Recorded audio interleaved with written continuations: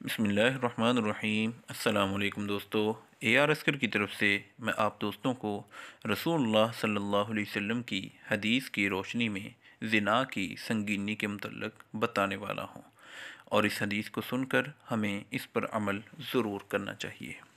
کیا تو اپنی ماں، بیٹی، بہن اور خالہ کے لیے یہ برائی پسند کرتا ہے؟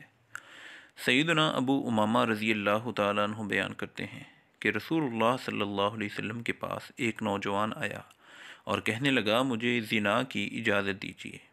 صحابہ کرام رضی اللہ عنہم نے اسے ڈانٹا، لیکن اللہ کے رسول صلی اللہ علیہ وسلم نے اسے اپنے قریب کر کے بٹھا لیا اور پوچھا، کیا تو اپنی ماں، بیٹی، بہن اور خالہ کے لیے یہ برائی پسند کرتا ہے؟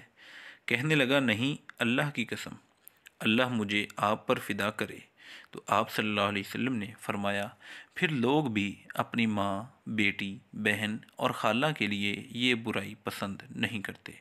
تو اللہ کے رسول صلی اللہ علیہ وسلم نے اس پر اپنا بابرکت ہاتھ رکھا اور دعا فرمائی، اے اللہ اس کے گناہ کو مٹا دے، اس کے دل کو پاک کر دے، اس کی شرمگاہ کو محفوظ کر دے۔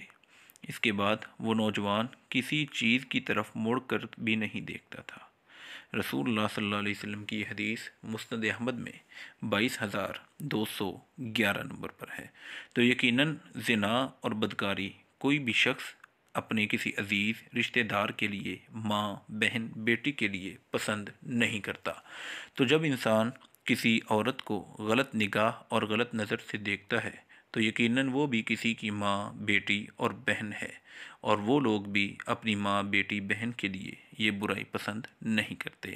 تو ہمیں ہر لحاظ سے زنا، بدکاری اور برائی سے دور رہنا چاہیے، اور کسی بھی غیر شرعی تقریب میں ہمیں شرکت نہیں کرنی چاہیے۔